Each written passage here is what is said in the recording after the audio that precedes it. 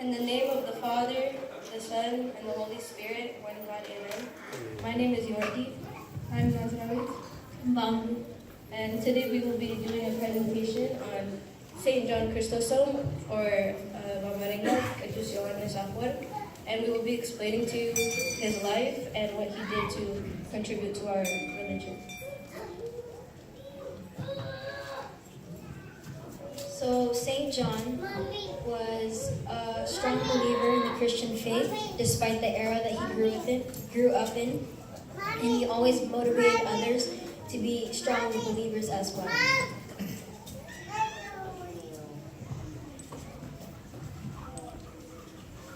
We created a timeline that showed the dates from his birth all the way to when he was died, and in the middle it also shows when he was appointed Archbishop of Constantine.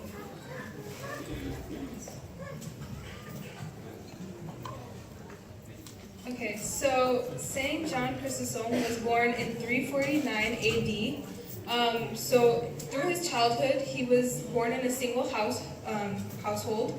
His mom was a widow. His dad had died not too long after he was born in the army.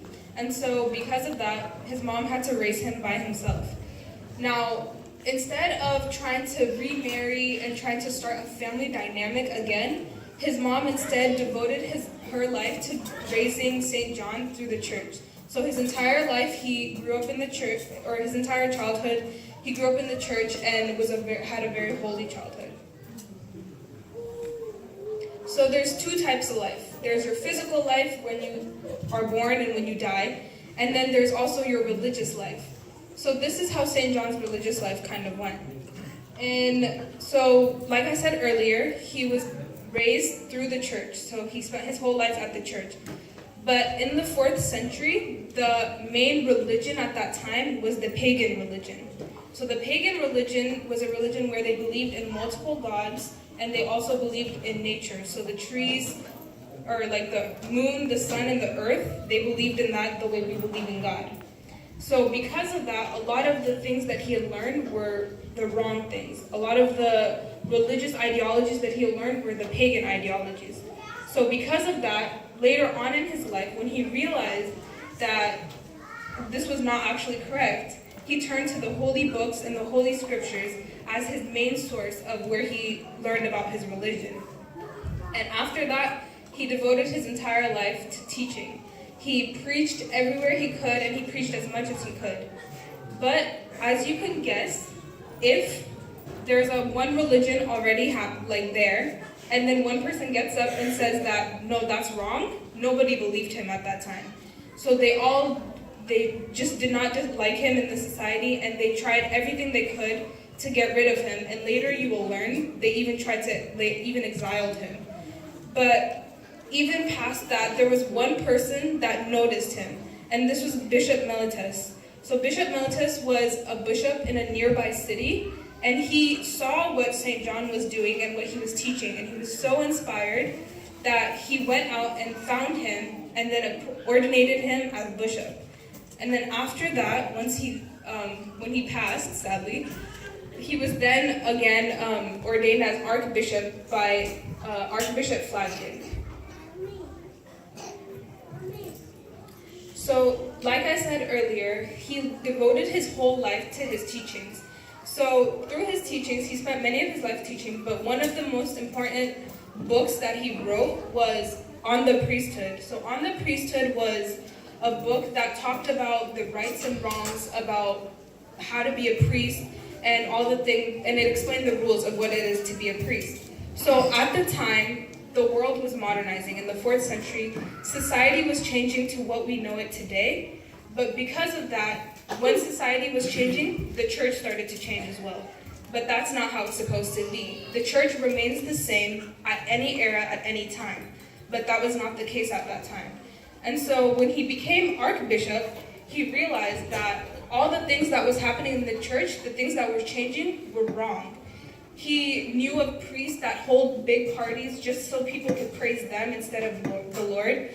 He knew of deacons that were murderers, that had committed adultery, but these were the people that were standing up in the Kidus and, preaching to the people, but that's wrong. So when he became bishop, the first thing he did was give everyone two choices. He said you could either be a priest or a deacon the correct way, or you can leave the church because what you're doing is wrong. And because of that, he changed the church to what it is today. But it was not, like I said earlier, a lot of people did not agree with him, and a lot of people disliked him for all of his teachings. But it was not until Lent of 387, that was when he really became popular and people started listening to him. And then that's when he was really able to change the church.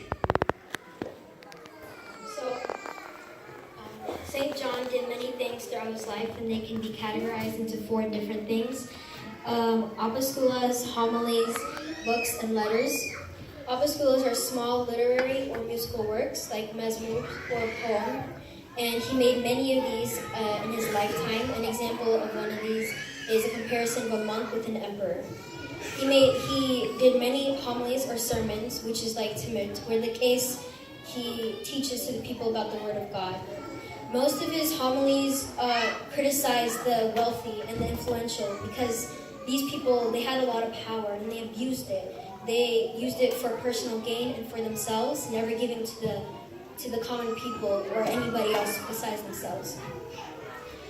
These homilies also always reference to the Holy Bible or any other holy book. And he never referenced to the allegories. Allegories are symbols outside of the Christian world. And he despised using these allegories in his sermons because he thought that they weren't in sync or lined up with how Christians are supposed to be. He made many letters, and most of these letters were made after his exile from the city of Constantinople, and they were compressed into a single book called the Letters to Saint Olympia. We think he made about 36 books that are still read and acknowledged today. All of them were written about his life or Christianity, and most of them were made during his struggles in life. For example, for 4 years he lived in the wild, surviving out with animals and with nothing but a guide. And he wrote 3 books about this. He wrote about what it's like to be a monk in the wild, how he had to pray to God every day so he may live to see another sunrise. One of the things he was known for was being the Archbishop of Constantinople. He became Archbishop in 398 AD, and he became Archbishop because the Christian people, they saw him as something more than a bishop, and so they said, might as well make him an Archbishop. And he became very popular and important among the common people, and 2 people that noticed this were Bishop Theodolius and Empress Exodia. The bishop and empress did not like that he had so much sway over the common people because they did not like sharing their power with him. And so they gathered up all the bishops of Constantinople and they held a meeting and they said, we should do something about St. John. And so they finally convinced them to banish or exile him from the city. And that's where he made all his letters. His death. So St. John died on September 14th, 407, and he was kicked out of Constantinople because his popularity grew and they didn't agree with his teachings. And he found himself in the Taurus Mountains, and he suffered there with no shelter, fire, or warmth. And while he was there, he wrote many letters to people that he was responsible for and people who still looked up to him because he was still their confession father. And the last night before he died, he was in a church dedicated to the martyr, Saint Bishop Basil, or in Amaranya Kidus. And the last thing he said before he died was glory to God for all things. And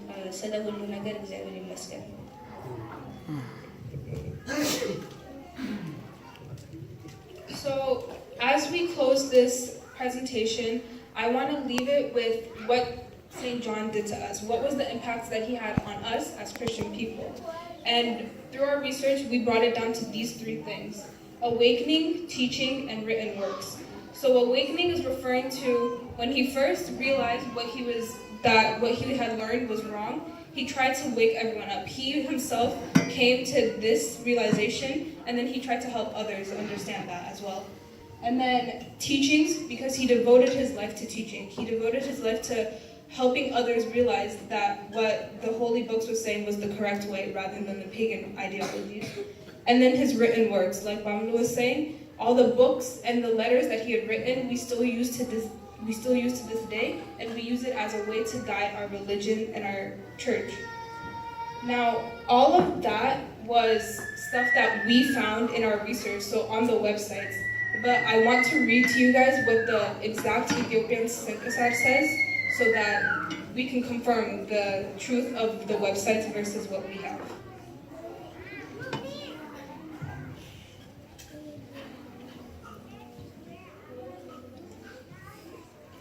So he was born from a wealthy family. His father is named Astanios and his mother Atnasia. After his family's death, he gave what they had left for him to the poor and became a monk. One day, St. John and St. Peter, the disciples, had come to a monk named Siskos during his prayers and told him that St. John Chrysostom will be a faithful leader and that he will be named the new Daniel. Later on, while St. John was praying, an angel revealed to him, but because the power of the light had come from the angel, St. John fell to the ground on his face, and the angel revealed himself again as a man, so that he can speak to him, and told him that the archbishop, by the name of Philitanios, will come to him and ordain him as priest. The angel instructed him to accept it because it's God's will and command. He told him that his words and teachings will be heard all around the world, and that people will follow his words to lead a good Christian life. The following day, the archbishop came and ordained him as a priest. And after the death of the Constantinople archbishop, the king called upon him to be the new archbishop. He was exiled twice because he had spoken of bad deed of the wealthy Queen Eudoxia and her love for money. First time, he was exiled to the mountains, and he found non-believers and taught them and converted them to Christianity. When the Roman king and bishop heard about his exile, they wrote a letter to the king of Constantinople to return St. John to his church and people, or there will be no peace between the two countries. So the king had put his wife's wishes aside and returned him. Second time he was exiled, he had died on the mountains on May 20th, or Gimbot Asrolet. When the bishops heard he was exiled again, they forbade the queen from participating in the Holy Communion until she returned St. John to his people. But when the king sends people to fetch him, he learned that he had died. So the bishop forbade her from eating God's flesh and drinking his blood in the form of bread and wine for life. She had begged for 8 months to forgive her, and the bishop forgave her. But God had punished her with illness that no doctor or medicine could cure, because she had not finished her confession.